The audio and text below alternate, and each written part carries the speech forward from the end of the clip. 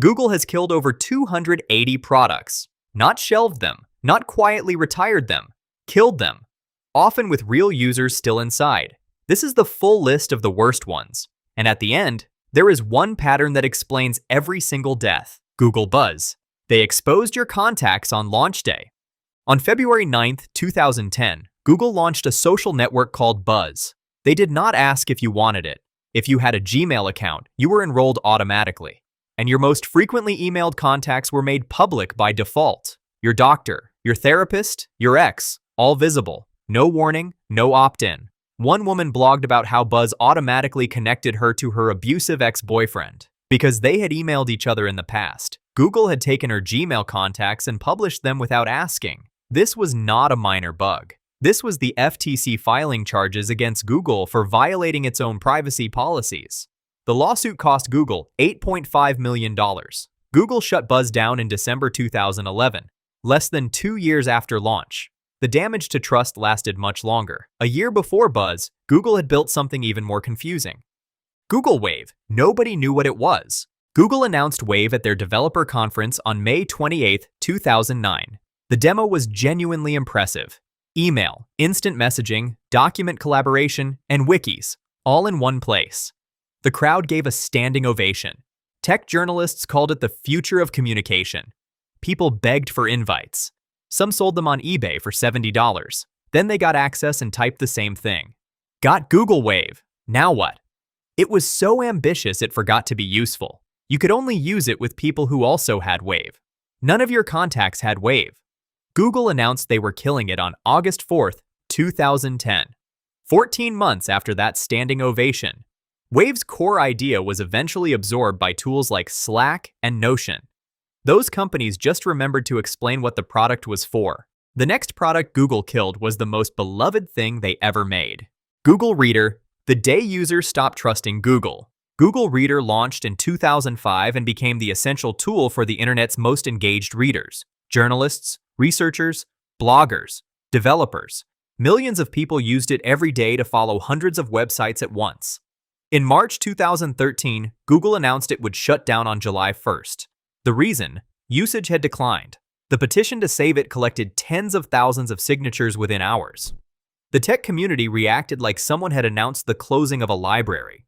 Then it closed anyway. On July 1st, 2013, Google Reader went dark. An estimated 129 million users had relied on it at its peak. The real reason it died was never officially confirmed. But RSS feeds drove people to websites directly. Websites that Google did not own. People who got their news through Reader were not clicking through Google search. That day, millions of loyal users learned the lesson. Google does not keep products because you love them. Google keeps products because they serve Google. The next product served nobody. Google Glass. The future that made you look insane. Google Glass launched as the Explorer Edition in 2013 for $1,500. A small computer mounted on eyeglass frames. Camera. GPS voice commands. Live directions in your field of view. The concept was genuinely exciting. The reality was that wearing glass in public made you look like a malfunctioning robot. Bars put up signs saying glass was banned. People coined a term for glass wearers, glassholes. The privacy concerns were significant. A camera on your face, always available, no indicator light for recording. Google canceled the consumer version in January 2015, less than 2 years after the Explorer program launched. Glass pivoted quietly to enterprise use. Warehouses and manufacturing facilities where looking strange did not matter. The future of computing arrived and was immediately socially unacceptable. Google's next failure was even more social. Google+. 2.5 billion forced signups and still lost. Google launched Google+ in June 2011 as their direct attack on Facebook. The stakes were enormous.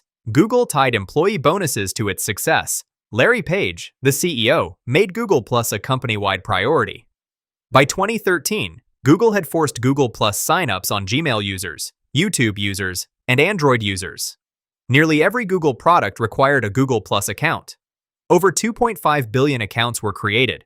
Almost nobody used it voluntarily. Internal data showed that users spent an average of 3 minutes per month on Google+. Facebook users spent 405 minutes per month.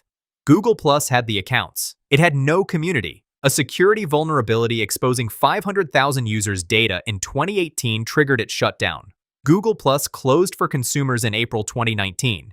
8 years, billions of forced registrations, total defeat. The next failure lasted significantly less. Nexus Q, announced and canceled in the same month. Google announced the Nexus Q at their I/O developer conference on June 27, 2012. A spherical black orb, streaming media to your TV, price $300. Apple TV did the same thing for $99. 34 days after the announcement, Google delayed the launch indefinitely. Pre-order customers were sent the device for free as an apology. By January 2013, the Nexus Q was no longer listed anywhere on Google's website. It had never officially launched to the public. In 2013, Google released the Chromecast for $35. It did everything the Nexus Q was supposed to do, for 1/9 of the price. The Nexus Q spent about 6 months existing and was never actually sold, one of the fastest self-destructions in consumer electronics history. The next product lasted longer but was used by fewer people. Google Allo, the WhatsApp killer nobody used. Google launched Allo in September 2016. It was supposed to be a smarter messaging app. AI-powered replies, Google Assistant built in, end-to-end encryption option. The problem was that all of your contacts were already on WhatsApp, or iMessage, or Messenger, or all three.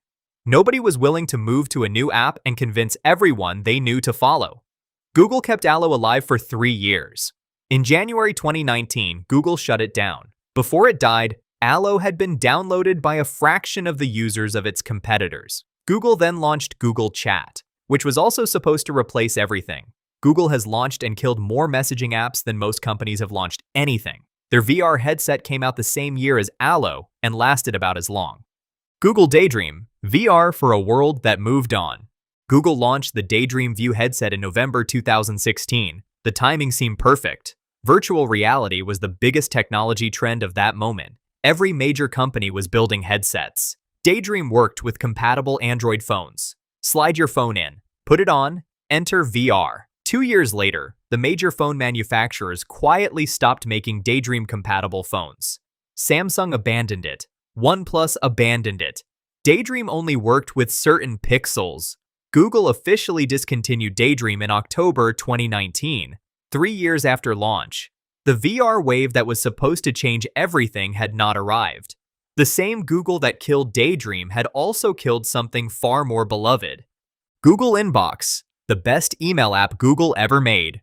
Google Inbox launched in 2015 as a complete reimagination of email. Emails were automatically sorted into bundles: travel, purchases, finance, social. Smart replies were suggested before you even started typing. You could snooze emails until you actually needed to deal with them. Reminders, highlights, attachments surfaced automatically. Users who used Inbox found it genuinely hard to go back to regular Gmail. In September 2018, Google announced Inbox would close in March 2019. No clear reason was ever given publicly. The features users loved were described as things that would come to Gmail. Some did, most did not, or arrived years later in weaker form. People wrote open letters, ran campaigns, begged Google to reconsider. Google shut it down anyway. Inbox died not because it failed. It died because Google decided Gmail was the priority, even when Inbox was objectively better. The next shutdown involved actual money taken from users. Google Stadia, they took your money and shut it down.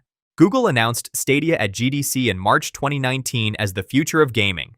No console needed. Stream any game, instantly, to any screen. 4K resolution, 60 frames per second. Available anywhere with internet. Stadia launched in November 2019 for $130 for the Founders Edition. Then you bought games individually on top of that. The same games you might already own on PlayStation or Xbox. Stadia games cost full retail price. On September 29, 2022, Google announced Stadia was shutting down, 3 years after launch. Google refunded hardware purchases and game purchases. They did not refund Stadia Pro subscriptions. The people who had paid monthly for years got nothing back for their subscriptions. Google had closed its own first-party game studios earlier that year. They stopped making games for their own gaming platform. Then they shut the platform down. The next failure cost schools thousands of dollars per device. Google Loon, balloons over Africa that never quite worked. In 2013, Google announced Project Loon. The idea was to float high-altitude balloons in the stratosphere. Each balloon would beam internet down to remote areas below. Communities in rural Africa and Asia with no broadband infrastructure. The ambition was genuine and significant. Loon ran tests in New Zealand, Kenya, Sri Lanka, and Puerto Rico after Hurricane Maria. The Puerto Rico deployment actually worked and provided connectivity to disaster-affected areas. Google spun Loon into a separate company under Alphabet in 2018. In January 2021, Loon was shut down. The explanation: the economics never worked out. It cost too much to keep balloons in the air. Coverage was too unpredictable for commercial deployment at scale. A genuinely good idea with real engineering behind it, abandoned at the last step. The final product on this list was abandoned after schools already bought it. Google Jamboard. Schools bought thousands. Then Google walked away. Google launched Jamboard in 2016 as a digital collaborative whiteboard for schools and businesses. A 55-inch touchscreen, 4K display, built-in Google Workspace integration. Price: $4,999 per unit. Annual software licensing fee on top of that. Schools around the world purchased Jamboards by the hundreds and the thousands. During the pandemic, Jamboard became central to remote learning environments. In October 2023, Google announced Jamboard would shut down in late 2024. The hardware still worked. The cloud software that ran it would not. A $5,000 device turned into a very expensive wall decoration. Google said it would compensate educational institutions. Many schools reported the compensation process was unclear and difficult. Every Jamboard went offline on December 31st, 2024. Schools were left to replace devices they had paid $5,000 each for. Every product on this list had real users who loved it. Google Reader had 129 million of them. Google Inbox had users who called it the best software they had ever used. Google Stadia users had paid full price for games they can no longer play. Schools paid $5,000 for Jamboards now collecting dust. These products were not killed because they failed. They were killed because they did not fit Google's advertising business model. Google Reader drove traffic away from Google Search. Google Inbox was useful without being profitable. Google Plus was supposed to feed behavioral data into Google's ad system and could not deliver it. The pattern is the same in 2010 and in 2024. Google does not make products. Google makes data collection tools. And if you want to understand exactly how deep that goes, that video is up next.